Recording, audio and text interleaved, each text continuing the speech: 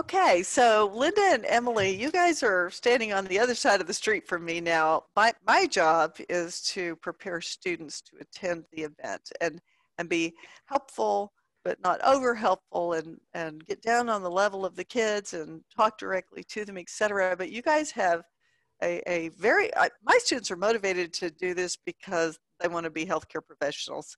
But your people are operating from many different perspectives. And I know that some of them just believe word comes from above and tells them what to do, but it's a little bit more formal for you guys. So do you want to share with how you, how you prepare your, I would say your frontline and behind the scenes staff and, all the players that you've got and how you get them ready for these events?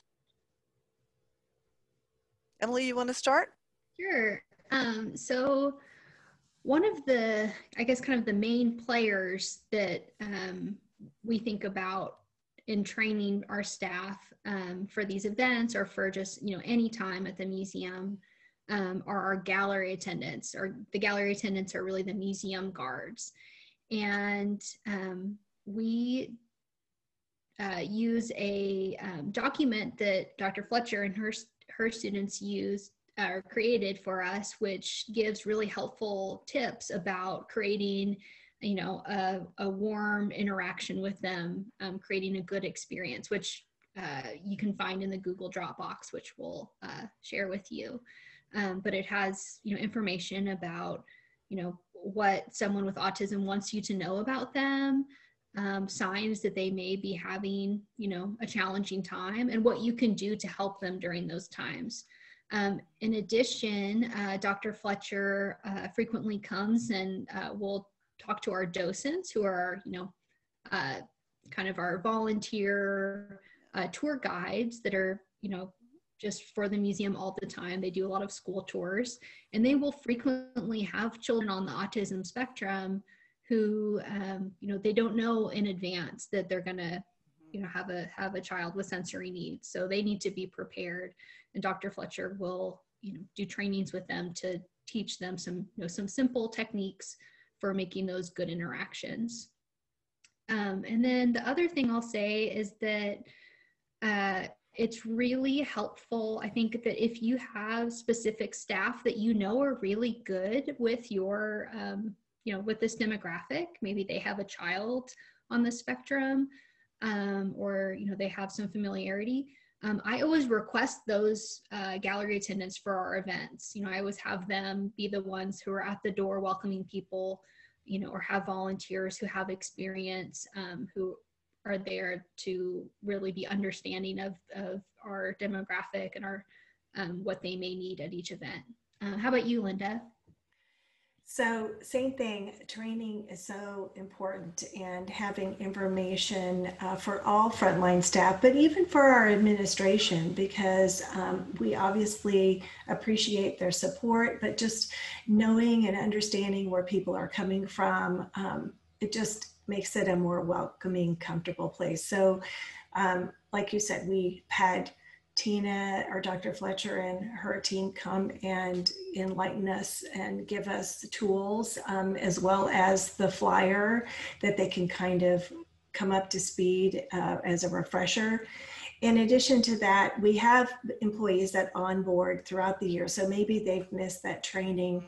We also are part of this Culture City organization, where over 50% of your frontline staff has to go through a virtual or an online video and then be tested to make sure that they understand the various signifiers and again, know how to de-escalate a situation.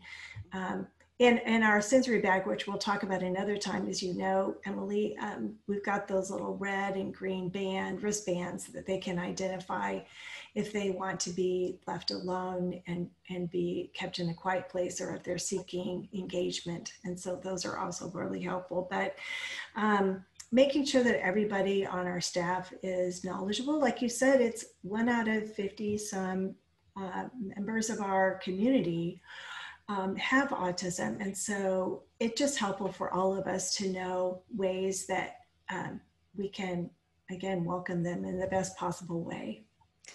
Yeah, Emily, would you talk for, you have a situation that is a little bit, I'm sorry, Linda, you have a situation that's different from Emily's because Emily's, the parking is very intuitive. You go onto the museum, you come up and you go in. But you have a way different situation that involves having outside people get involved. So, Yeah, so as part of our social or success story, it starts obviously, like you said, from wherever they're parking, coming into our space because it's not directly next to our museum.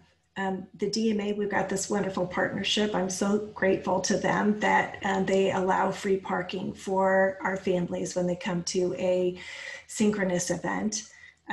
But in other times, we also have had valet parking for those families where it seems overwhelming for the parent or the caregiver to have to go through parking and then have him walk a block or so to get to our center.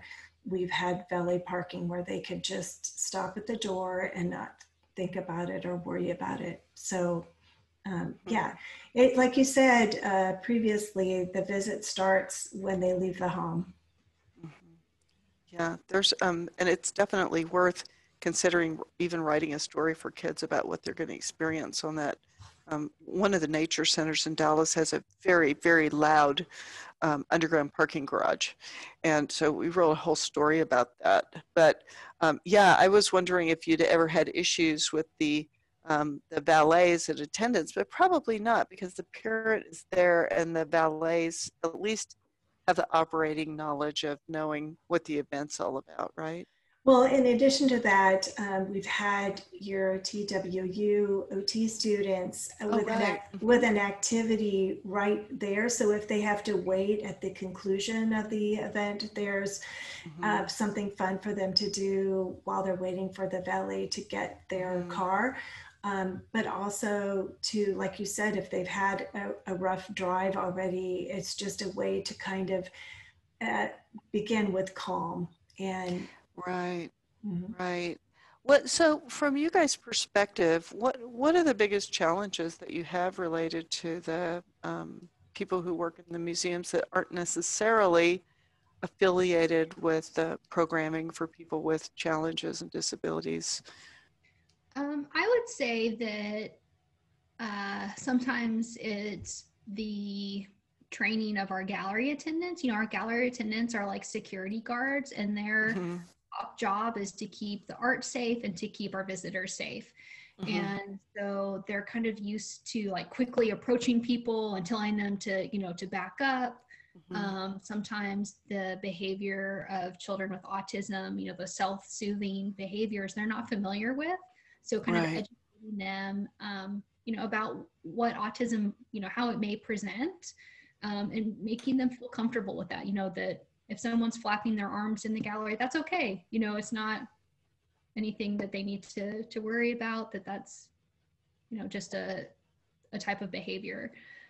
Something that has been really helpful that we've learned from our partnership with TWU is the use of visual communication cards.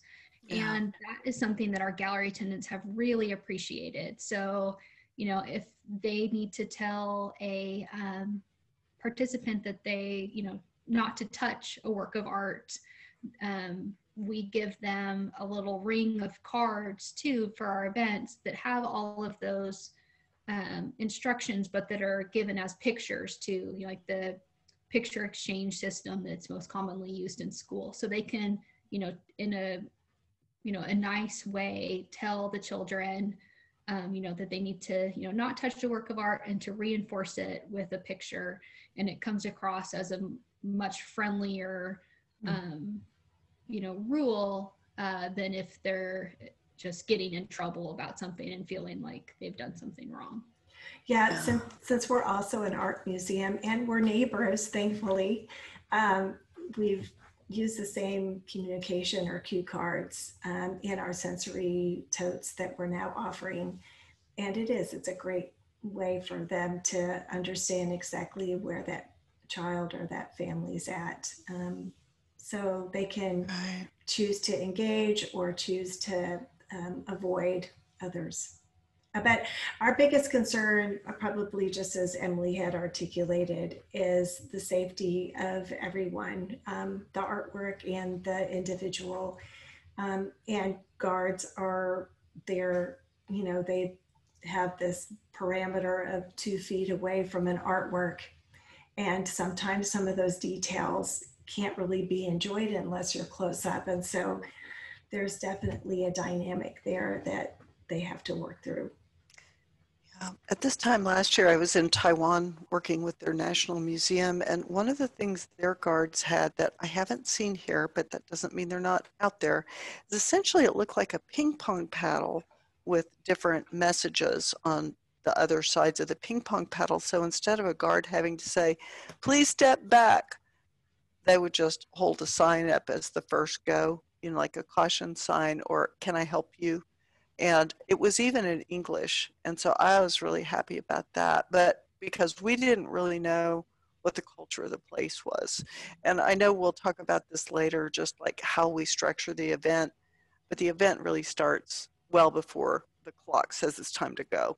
And so we can talk about that one later. But this is actually a part of it, is getting people ready. So That's great. anyway. Okay. All right. Thanks, guys.